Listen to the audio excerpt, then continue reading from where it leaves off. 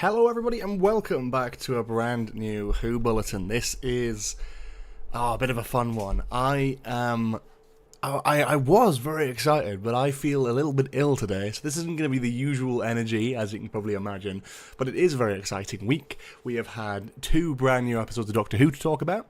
I'm going to be talking about them a little bit, kind of casually, I guess. We're going to be doing a bit of Hoodle, and then at about 7:45, you guys are going to move over because I've got a brand new YouTube video coming out, which is my full, in-depth, scripted review of Space Babies.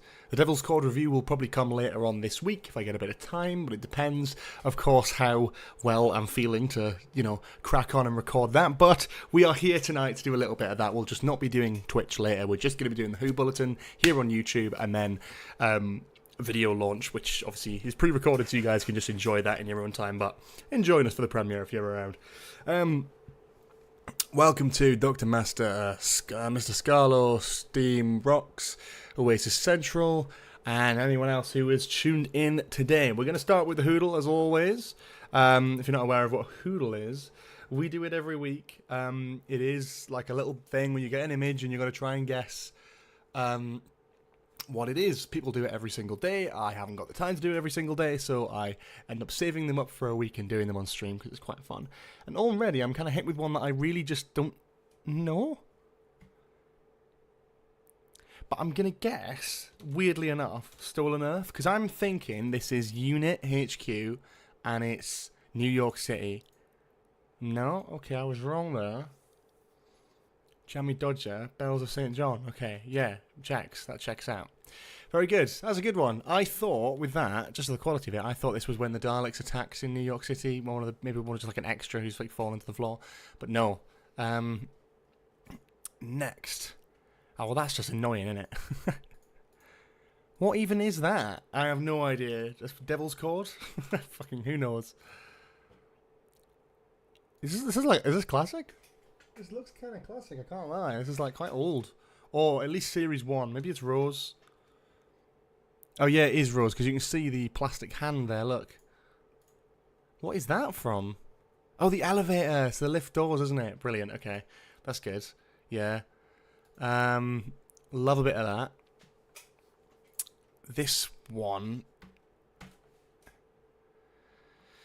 That's hard. I don't know with this one. I'm thinking maybe, yeah. I would have said Bells of St. John again, but I'm not sure with this one. Power of 3. Oh no, hang on. I think, and I'll explain it if I'm right. Oh, beautiful. I think this is at the beginning where there's like a montage of things going on and it's like time zones and stuff. So I think this is like a horse or something, or maybe like a Roman or something in front of a traffic light. I can't quite remember the scene, but yeah. Oh, I'm quite chuffed with that one, in one. I'm thinking Blink, to be honest. I vaguely remember this was a thing where you had it. No? Okay. What the fuck is this then? It's probably an episode that I just haven't seen in a long ass time. This could be... I'm thinking Series 3. Definitely. This is interesting. I really am struggling with this one, actually. Oh, that's rough. That one's tough there. It's the arrows that's bugging me, because I should know that. But it's like one of those scenes, isn't it? I really don't know. What shall I say? 42, because I haven't seen that episode in a while.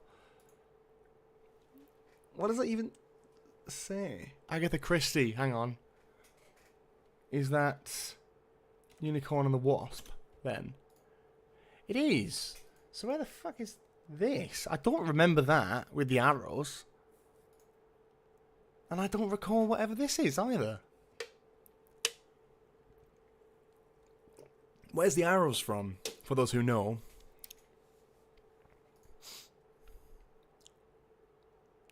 Ah, interesting. Yeah, I wonder, what are the arrows from? The Doctor's dream? The Doctor has a dream in that episode? I don't fucking remember that. Daydream. Does he have a dream? I need to rewatch that episode, man. I can't remember that at all. Ooh, this looks Whittaker. I'm thinking Saranga Conundrum, and if I've got that right, I hate myself. Oh, God. Yeah, I remember there was like a big thing in the middle of the ship that looked like orangey and swirly, and that was kind of what I was going for with that. That would have been hard. That would have been hard. Yeah, it's the aspect ratio as well. You're able to tell it's Whittaker very easily. That's Whittaker because of the fucking font face, bro. That's Spyfall, maybe? No, maybe not. Spyfall. Wait, I don't know with these title cards though. That's the thing. Oh, can you hear me? Maybe. It's definitely Series 12, I think. Oh, it's not. Is it Resolution? Oh, I didn't realise it was Resolution. Oh, it's not. Do you see? I'm being really dumb. Oh, it is. It's fucking Praxeus. I made a joke about Praxeus in the review that's coming out today. It's not even Praxeus. What? I swear Osaka was in Praxeus. No, it's not. It's not in Praxeus. It is in this episode. Oh, I just wasn't thinking. Revolution of the Daleks. Yep, that checks. That was very silly of me. That is not a very good effort at all. This one is interesting. Oh god. Yeah, this one is difficult as well. That could be anything, that's the thing, unless you recognise it. I'm thinking Series 6. I'm thinking Series 6, Series 7 maybe. Or Series 8. Ooh, god, it could be anything. Random guess. Journey at the centre of the TARDIS. Oh. Oh! It's Trenzalore. Right, Time of the Doctor. I was right in the sort of series placement. Just in terms of the visuals, you can kind of tell. That's good. Ghost... No, it wasn't Ghost Monument. This was Praxeus. We did this last week, which means we've come full circle. Lovely stuff. Okay, well, thank you for enduring that little session there. Let's talk about the episodes, shall we? What did we all think of the two episodes that came out? Personally, I've watched them and I've rewatched both of them, making notes throughout. I liked them, to be honest. I did quite like them. I thought they had a lot going for them. I didn't think they were like the best things I've ever seen in the world. Like, they're not the best episodes of Doctor Who of all time. Space Babies is great. I mean, for me, I don't want to go too into detail because I've got a video review of it coming out pretty much as this stream finishes. And the Devil's Chord will have a review at some point. But for now, my sort of basic summary is, I think The Devil's Chord is miles better than Space Babies, but I think Space Babies is fine. People kind of are being like, oh, it's too silly. I don't think there's anything, there's no such thing as too silly for Doctor Who. I think Doctor Who has embedded itself in that sort of classic sort of British vibe, and I think it needs to sort of embrace that, and I think Space Babies does a good job with that. It can't be, like, Doctor Who can't be the next Game of Thrones, right? It's not ever going to be that serious or that dark or that political or anything like that. It needs to sort of be very much sort of its own, not its own thing, but its own thing. You know, it is completely unique, Doctor Who as a show. It is a show that changes every 5 years and all that sort of thing and reinvents itself. And what this did for me is it told us that Russell still kind of knows what he's doing. And I say kind of just in the sense of there's certain things that I didn't like about it. And this isn't in the review, so I can talk about it. I really liked. I liked the scene where she gets the phone. There is something really distracting me over there. It's keep getting my tits because it's right past my camera. It's a light that keeps coming on and off. Shut that.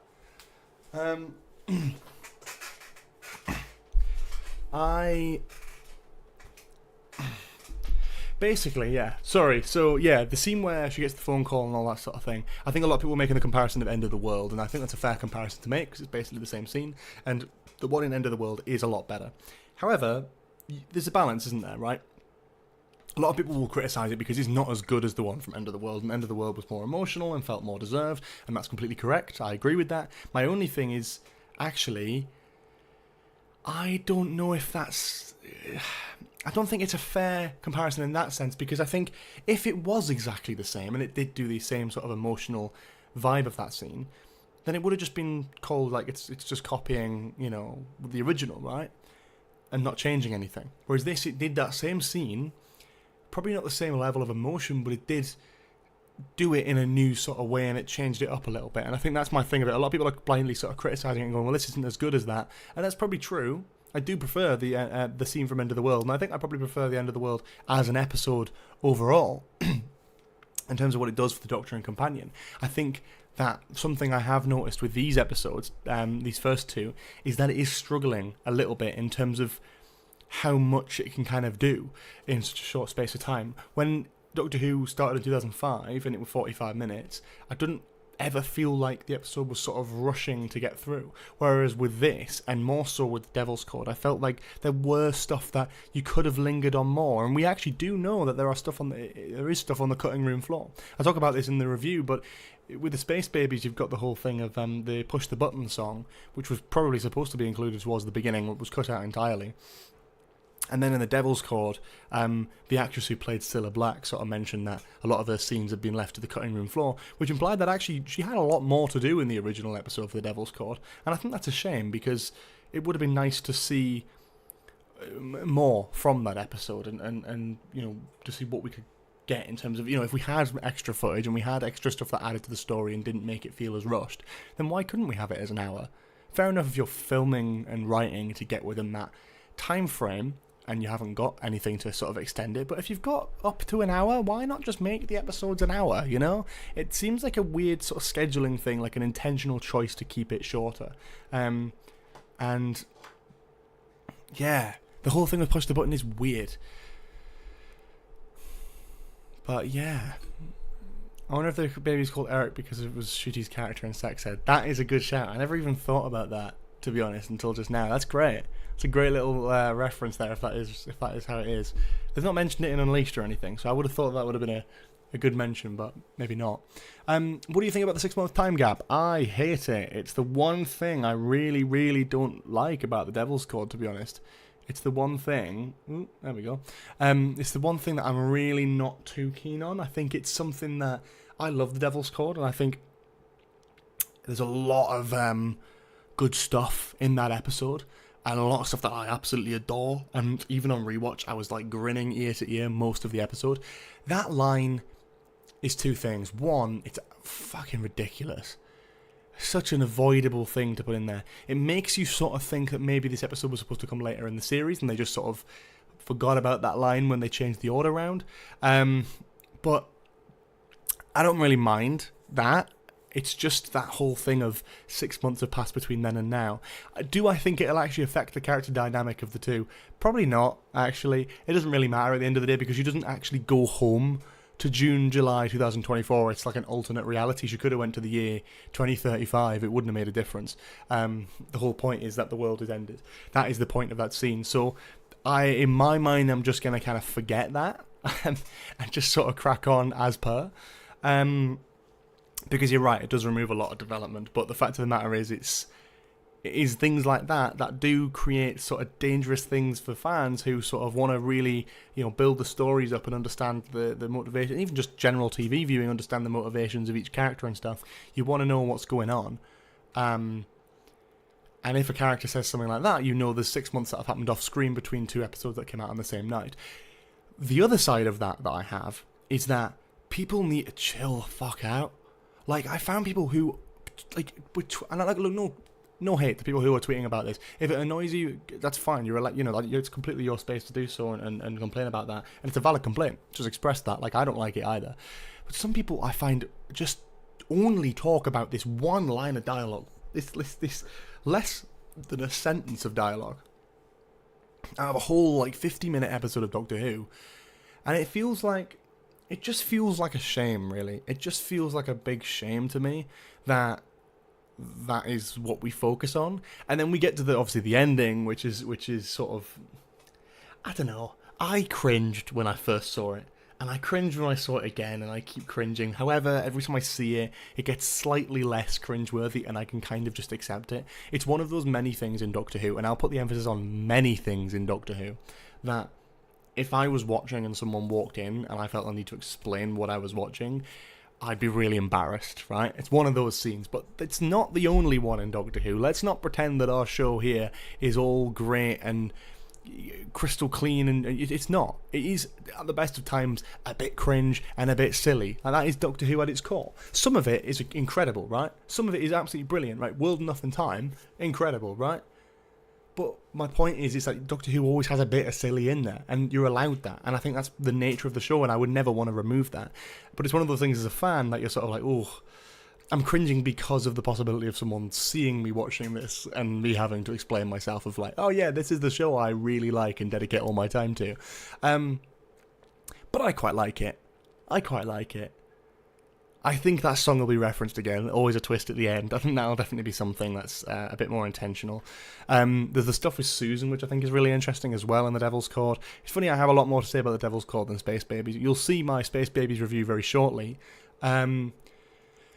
But for the meantime, I am very much like, Space Babies is fine. I've not really got any real strong opinions on it either way. It's just fine. The Devil's Chord, though, I love, bar a couple of little things.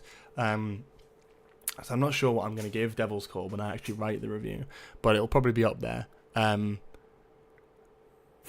hell. Yeah, and it's not like I was caught watching porn, but it's not in that sense. It's like there's points of Doctor Who that are just difficult to explain to someone who's just passing by, right? Because I'm I quite like to watch good TV, and Doctor Who is a great TV show that I absolutely love and put a lot of my time into, but at its core, it is silly, and I do like the fact that Doctor Who is a bit silly, right? I do like that, and I fully embrace it, but it's so hard to sort of go like, oh yeah, you should watch this show when someone's like, oh yeah, Game of Thrones, Breaking Bad, and you're like, oh, this silly dance sequence, it's fun, right? And if people like that, and that's great. For me, I was sort of like half and half. I thought it was a bit cringeworthy, but I thought it was great. I thought Devil's Chord was one of the best directed episodes I've seen. Yeah, oh yeah, can we just say that as well? And I'm, again, not to sort of slam anyone behind the scenes or anything like that, but I did think that both Space Babies and The Devil's Chord were not only really well directed, but also, yeah, DOP, in terms of cinematography and direction and performance and writing and all that sort of stuff. I think The Devil's Chord and Space Babies was leagues and leagues and leagues above The Church on Ruby Road. I thought The Church on Ruby Road was honestly directed quite poorly, and that's just, cinematography was quite poor as well. And not for the most part, there's some great stuff in there. For me, there's one scene when the Doctor's singing and he's doing his little goblin song verse, right? And he's singing, and like Ncuti's very like energetic and moving around, and the camera's far too close to his face. And there's a bit in that one shot, in that one take, where Ncuti's head ducks below the camera and then cuts off again when he stands up. And it's like, you just go for another take, or just bring the camera out a little bit, like be a bit more energetic with it. There was no, it kind of felt a bit sloppy, and it's sort of stuff like that was a bit meh. Whereas in these episodes, I was very impressed with the direction. I was very impressed with the cinematography, and it makes me very excited. Long gone are the Chibnall era lens flares, which are fucking atrocious. They looked awful. So I'm very, very glad that we've got some nice, clean, gorgeous looking visuals here, especially with the TARDIS as well. The TARDIS lighting is working really well. When Maestro started playing the piano and the TARDIS was going all haywire and then stopped and it was like pitch black, I thought there was a lot of stuff which were really, really great. If I'm being honest, I really enjoyed these episodes, especially Devil's Chord, but I do think Ncuti's run, pretty much RTD2 in general, has just been fun and frothy. I'm so excited for Boom to actually be more of a darker and grittier episode. Yes, everything I've heard about Boom is very, very exciting. And I know a lot of people were telling me to read that article. I did read that article. Trying to remember all the things to say to summarise it, but I was very excited by reading it. You know, it very much is a case of it's not Moffat just dragging himself back into it for the sake of it. He genuinely came up with a story that he wanted to tell and came back and did it, and I love that. I absolutely love that. Oh, the silence scene. The silence scene was great in Devil's Chord. It's moments like that. So for me, that's what sets this apart from other Doctor Who. It's not the stupid dance number at the end, right? It's the scene where Doctor uses the sonic and it all goes silent. And then Maestro hits the water on the tuning fork, and it's sort of, you hear the vibrations and it comes in again. That scene, the scene where Paul McCartney starts to sort of remember music, and then we see the reflection of Maestro in all of the things in the cafe, the spoon, the walls, the tables, the doors. Really, really cool scene. and the scene in Space Babies when the snow comes through, and the scene in Devil's Call where the snow comes through as well. Both of those scenes are like, wow. Well, both of those scenes, all of those scenes are wow. I think for me, that sets it apart. I have to sort of think back and go, look, and I love Jodie's era, you know me, I will criticise it because it's the most recent iteration of the show, so it's easy to make comparisons, but the same goes for older Who as well. It's like, I can't think of any scenes in Jodie's era for me that did that. Maybe the scene at the end of Halloween Apocalypse I thought was really good, where she opens the TARDIS thing and time vortex into the flux itself, but the whole, like, these scenes which are very cinematically different, very, like, they play with editing and sound, and there's a lot of attention to detail which goes into that, and that's great. The only criticism, again, with the Devil's Chord that I would have is that for every scene that is gorgeous and amazing like that, there's things that do slip through which make me nervous because there are very silly mistakes in there. One key thing was that when the Doctor's running away from the Giggle and talking to Ruby, he's like, I told you when we first met about the toy maker, I split in two and all that sort of thing. And you think about it and you go, no, you didn't actually. You didn't actually say any of that. Which is fine, because it could have been like, oh, I was off camera. But if you read the shooting script they actually had for the episode, you find out that there was a bit where the Doctor mentioned to Ruby about the toy maker and about bi-generation, and that got cut from the episode entirely. So that little line there, again, just one line of dialogue, not going to get too pressed about it, but that is something where you're making reference to something that got cut and wasn't in the episode and is a deleted scene. So that's kind of a bit annoying. If we never see that scene as well, that's going to be a bit rough. I'd love to see if we get deleted scenes this year. We should, because we know there's deleted scenes with Cilla Black as well. So we know that there is definitely stuff that has been removed from this episode, and Space Babies as well. But all in all, it was a very promising opening to the series. I really enjoyed it, and it makes me very excited for what Boom is going to be, because I think Boom needs to be completely different. And look, as much as I've criticised Moffat in the past, it's the same sort of feeling I would have if Chris Chibnall was coming back. I'd be sort of like, when an old showrunner comes back, you're sort of like, well, what are you going to bring to it? You know, you had your sort of era to do all your stuff. It must be something pretty good, right? So I'm excited to see what Moffat's going to bring. But everything I've heard so far sounds really great, and the reviews so far are sounding really, really good, so I'm going in with reasonable expectations, but still. And they cut the Church and Ruby Road Toymaker reference because it wasn't entirely clear if the Giggle still happened after the Toymaker was banished. Yeah, but in the thing is, I get that, and it's about like not alienating your audiences, but then remove the reference from the Devil's Chord as well. You had months to do that, and they didn't do it. And it's just like, if that stuff like that is slipping through, I do wonder what else is going to slip through. Yeah, I'm not sure, but it does worry me a little bit, I think.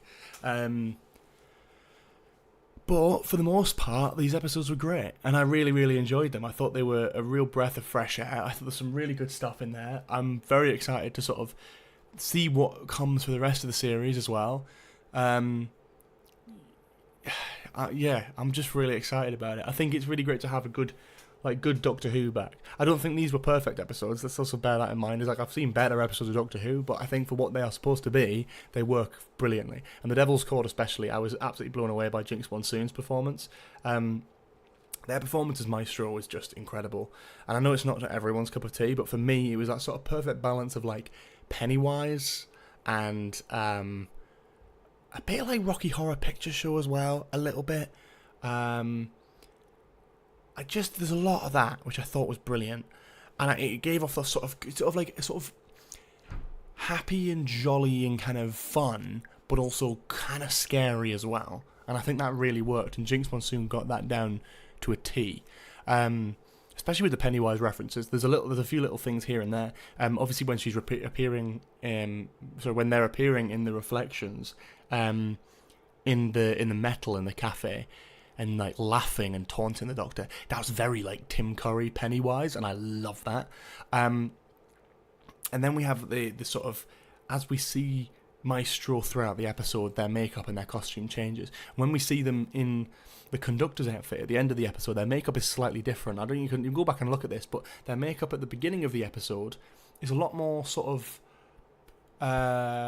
showful, kind of, a lot more fun and a lot more out there and eccentric. Whereas towards the end, the makeup is a little bit different. Like the mouth is a bit more smudged, the eyes are a little bit more sunken, basically scarier looking, and it worked because it's a little bit again like the sort of Pennywise effect where it starts off as a clown, right, and it's supposed to be sort of an everyday clown, kind of fun, and then you sort of shift into when that little makeup changes in that design to make it really scary and stand out and really hit harder, and that for me is exactly what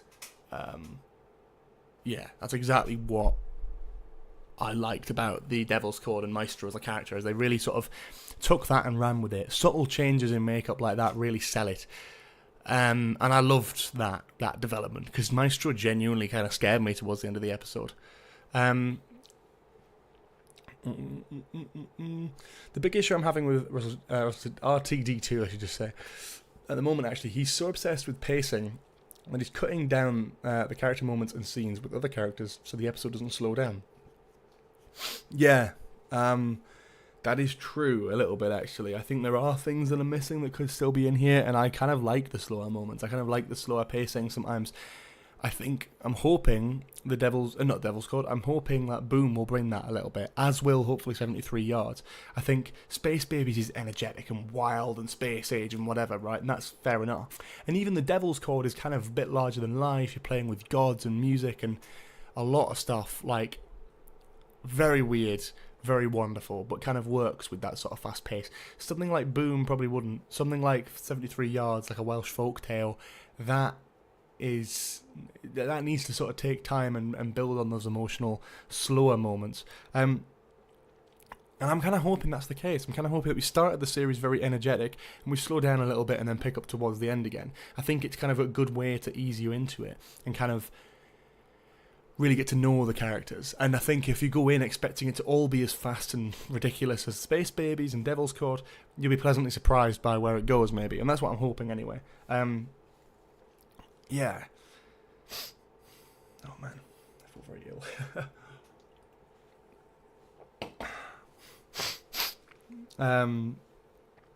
Yeah, the connection to the Time Maker is brilliant as well. I loved the scene where Ruby gets picked up by Maestro and the Carol of the Bells echoes through. There's something really creepy about Carol of the Bells. I think everyone knows that. It's a sort of inherently creepy Christmas song. But the version that they use in Doctor Who, or the version that they recorded for Doctor Who, that sort of echoed, eerie version of it, oh my god, it hits. Like, because of that association that they've now got, because that track is now completely associated with Ruby's birth, and the church on Ruby Road and the snow, you're watching, and when I watched that episode, for me, when that happened, I got chills. When I rewatched it, I got chills. Talking about now, getting chills. Like, it's a very impactful moment to associate something directly with that piece of music and then reiterate it and reuse it. And it's gorgeous. Look, again, in terms of, it's not even retributional at this point, even prior, I don't think many of the more recent story arcs have been that exciting for me in terms of like setup and delivery. This one has really got me because it's exciting, but it's also really cool visually. It's one that I'm really gonna sort of remember. The Timeless Child was alright. I kind of liked that. There wasn't really an arc for Series 11, and I quite liked not having a massive arc for Series 11. Series 10, The Vault, whatever. Series 9, The Hybrid, again, whatever. Series 8, Heaven and Missy, that's kind of alright, I guess. That's probably sort of slightly lower than Ruby for me at the minute. Series 7, Great Intelligence and the Doctor's Name, again, who cares. Series 6, The Doctor's Death, that was intriguing. But they didn't really go back to it as much as I thought they would. They had a lot of sort of distractions with River Song and all that sort of stuff. So for me, the last time of this sort of thing would have really hit us hard, for me, would have probably been Series 5. The cracks in space and time. Every episode, you see a crack. You're like, oh, what is this leading to? What does that mean? What is that even supposed to be? They even, even with the crack in space and time, like they reference it in Time of Angels, Flesh and Stone, episodes 4 and 5 of that series. Not even halfway through that series at that point, and they're referencing, directly addressing, like, what is this crack? Why is it following us? What does it mean? And it gives you a lot of information about that. And I think that was, that was really, really cool, and a great little idea, I'd say. And I think for me, the Ruby Road stuff has the same impact. I think the visuals, the music, everything about it, there's like a sort of a sound that's kind of associated with the crack in space and time that you hear in Series 5. It's the same thing with Carol of the Bells, it's the same thing with the snow. There is a way of signifying that moment and making you go, ooh, what we're going to find out about it. I mean, that's just cool to me. So for me, it's one of the most compelling story arcs for Who in quite a while, actually. Not just saying the hybrid, ooh, what's the hybrid? Is it this? Like a hybrid, that was shit. Who's in the vault? Who cares? You know, it was kind of fun at the time. It was kind of fun, but it was always going to be Missy, wasn't it? You know. And then that ended anyway. It was all about Missy getting better, and it was just kind of a weird arc. But with this, I'm really like into this sort of Ruby arc. What do you think of Shruti so far, and would you like to see him team up with the classic Doctor? I'd love to see him team up with the third Doctor, but played by Sean Pertwee. That would be brilliant. I would love to see that. I really would. And yeah, I mean, I don't know if that'll ever happen, but I think that'd be the perfect mix, him and the third Doctor. We've seen him, obviously, with the 14th Doctor already. Matt Smith maybe would be a good one. I don't know. There's a lot of good options. I don't want to see it immediately. I don't think we should rely on past nostalgia from the show too much. I think we've had a lot of that in the last couple of years. Let's get back on track. Let's really run with something new and fresh, and that's what I'm kind of excited about Season 1. It's our first proper Doctor Who series since 2021. It's almost been 3 years since our last full series of Doctor Who. So let's have something proper. I've loved the specials, the 60th and all that, and Jodie's stuff as well, for the most part. But a lot of it was quite self-indulgent, quite cameo heavy, quite reference heavy. Like Power of the Doctor was packed with old Doctors, old companions. The 60th bringing back Donna and her family, David Tennant again, Toymaker. It's like I'm excited about returning monsters and all that sort of thing, and the references to the gods and the pantheon and all that sort of thing. And if Christopher Weeping Angel shows up next week in Boom, I'll be game for that as well. But for the most part, what I really want to see is some sort of back to basics kind of Doctor Who. I want to actually build up to something like that again, as opposed to just making the show entirely that. The Susan stuff as well, a lot of people have been asking about. So for Susan, my theory, I think she's going to show up now, 100%. I think it's just it's a typical sort of is it Chekhov's gun? Is it? I don't know exactly what the theory is, but it's sort of like, for me, you're thinking this is a reset for new audiences. You spent half of the first episode going, oh, I'm the Doctor from Gallifrey, Two Hearts, Time Lord, TARDIS, all that sort of thing. It's for new audiences, and it's trying to introduce them into it. By bringing up 1963 Susan granddaughter reference, I don't think you'd do that unless you were bringing her back. Bear that in mind also with the fact that Carol Ann Ford was at the premiere for Season 1. Also very cool. And very interesting when you bear that in mind. And then we've got... I'm trying to think. But then we've also got, I think Russell said that they actually filmed for the finale of this series with a special guest star who no one has worked out yet in studio. So maybe that could be Susan. Maybe that could be Carol Ann Ford. There's also rumours as well that the new companion, Verada, she's going to apparently show up in this series. A bit of a Clara kind of thing, showing up before her time, really. So I wonder almost if... given that this companion has been announced, but we don't have a name for this companion, whether we're going to get a regenerated Susan here. I think it's a bit far out, I know that, but I'm just kind of thinking, well, people have been asking about Susan for ages. The same sort of thing with the Sea Devils, but that actually happened in the end. Susan's one of those ones that people keep asking to, when are they going to come back, when are they going to come back, when are they going to come back? And we're finally at a point where that could actually happen. And I... honestly think if it doesn't happen now, it probably never will. I think now's the time to do it. Almost definitely. Yeah, Russell T. Davis commenting on that. I genuinely think that Carol Ann Ford was... was she not at the Space Babies one? No, was she not at the Christmas one? At the Church on Ruby Road one? Because there have been 3 premieres. And even if she's been at the Star Beast, maybe. I know they had a lot of other Doctor Who cast members there, but they were all people who were involved with Tales of the TARDIS. Interesting to me that they bring Susan back. Well, they bring Carol Ann Ford to an event that, considering she hasn't been in the show for however long. But she's always down for it. You know, she did an interview the other day, actually, I believe, Carol Ann Ford, and sort of mentioned that, you know, you never know what could happen. Susan could be out there, Susan could come back, and it's like, wow, really, you're going to fucking say that? Crazy. But you never know. That's the truth of it. You never know whether that could happen. I kind of hope it does. That would be kind of fun. But I guess we'll have to wait and see. That's my personal theory. I think it's interesting that they haven't announced the companion's name for next year, and they held off so long from announcing that she was a companion. So I'm kind of thinking that playing someone called Belinda from the 60s. Where's that being confirmed? I have not seen that. I'm talking like official confirmation, by the way, not some random fucking Reddit leak. I'm talking like official confirmation, because it's common form for them to announce a new companion and go, this person is playing this person. When they announced Millie Gibson, it was Millie Gibson as Ruby Sunday. But with this new companion for Verada, she hasn't had a name. Did it be said for? But where? Yeah, but where? In what sense was that confirmed? Was that like, oh, I heard this on set?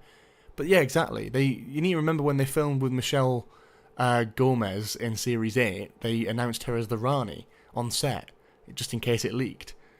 And I remember it did leak as the Rani as well.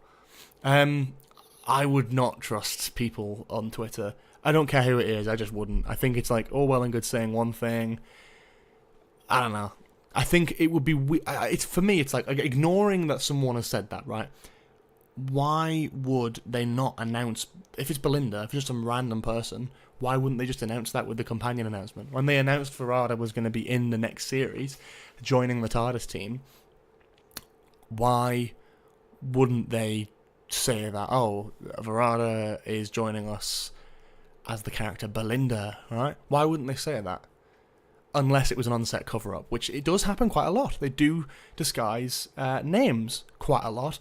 I vaguely remember, I think, when John Barrowman was brought back for Revolution of the Daleks, I think his name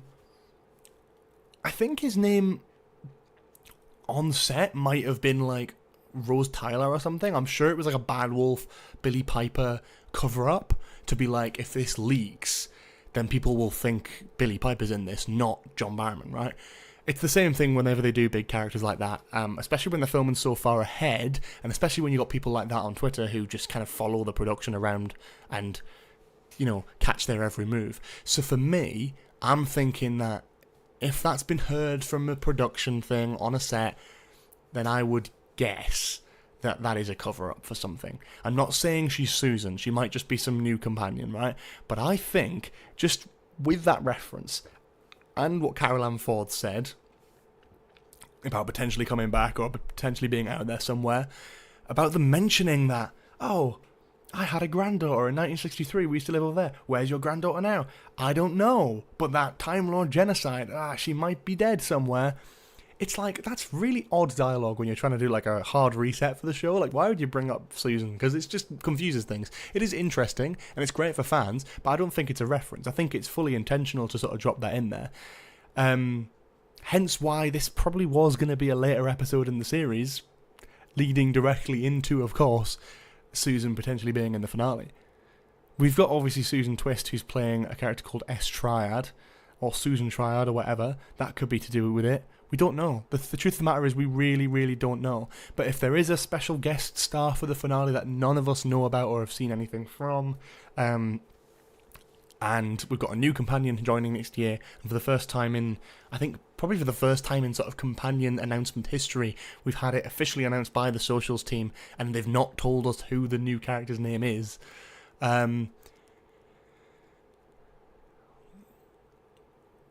Yeah. It's interesting. And I think if they brought back Susan now, I think it would be the best time to do it. Maybe not have Carol Ann Ford as Susan, but to have Carol Ann Ford show up for a scene, maybe regenerate, would be interesting. The emotional weight in that would be incredible. Like, just the first ever companion, one of the first 3 ever companions of the show, ever. the Doctor's actual granddaughter, the Doctor's own flesh and flesh and blood. For me, I've never wanted anything fucking more now. Now I've got the prospect of that in my mind. I'm like, God, I would really love it if... Can you imagine season 2? It's like, obviously Ruby's still a part of it, but the Doctor gets his granddaughter back and they go travelling again, you know? How incredible would that be? We've got 2 young actors playing off each other as a granddaughter and a granddad, and they have a different relationship and are different personalities to what they used to be. Ncuti is not William Hartnell, you know? And they keep emphasising he's the last of the Time Lords. I just think, what a dynamic that would be. I think it would be awkward for the Doctor. And I think that's interesting. Yeah, well, Jenny was sort of not as interesting, though. You know what I mean? Jenny was fine. But Jenny's... Whatever. Big Finish have got Jenny now. I hope Russell T Davies is laughing his head off, having found an actress called Susan Twist, and it's not properly leaked that Susan is back. Yeah, that's quite funny. But that's basically that. For me, I love the idea that it could be Susan coming back. I'm going to move this new episode release, this new review release thing, premiere, or whatever. Has it already started? Shouldn't have already started. Upcoming, it says.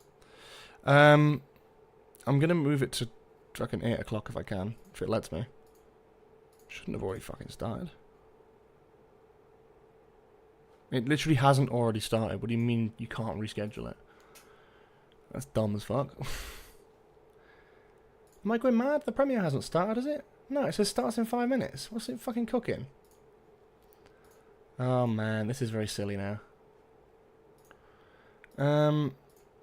Why is it not letting me? Can't reschedule, premiere has already started. I guess we're gonna have to just crack on with that then. Which means in 5 minutes this stream is gonna end, which is fine. I'm fucking knackered. Hopefully next week I'll be able to have a bit more energy and bring you all something a bit more special with this. But it's been very interesting chatting about Susan, as per. No, we've still got a bit of time, but basically, yeah, if you're not already aware, we do have a video coming out pretty much immediately after this, so I'm going to promote the hell out of that. It's my full Space Babies review. Yes, I have made a YouTube video review, so stay tuned for that. It's a bit of a different format to what you might be used to. I thought I'd try something a little bit new.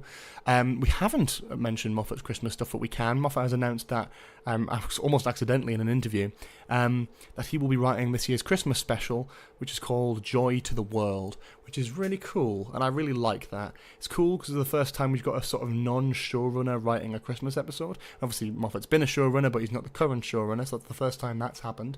But Moffat Christmas specials...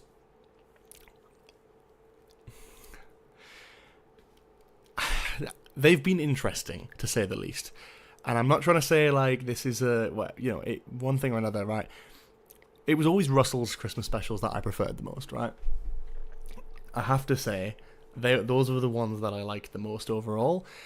So I can't knock it. Look, I think Christmas Carol's great. I think Dr. Widow and the Wardrobe's not. I think The Snowman is okay. I think Time of the Doctor is okay, but it's a regeneration, doesn't count. I think... What the fuck is the other one? Christ. The Dream Crap one. What's that again? Oh my god, what the hell is that? What's that called again? I can't remember. Someone remind me what that's called. I'm not sure, but that one was... yeah, that one was great. That one was... I really liked that one. And then you had the World War II? What am I talking about? I'm reading out fucking chat. The River Song, Husband's River Song, that was okay as well. I really liked that one, actually. So there's a good balance, but I'm thinking Last Christmas, that was it.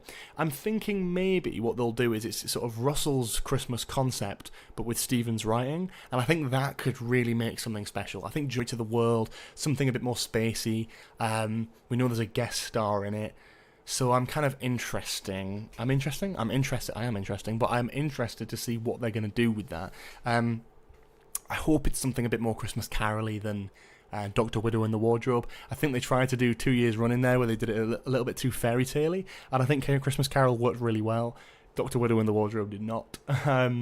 So I'd be kind of interested to see what we do and where that ties into things. Hopefully we get some really strong Christmas special here. I would really, really love that. World War II, what for Christmas special no one remembers.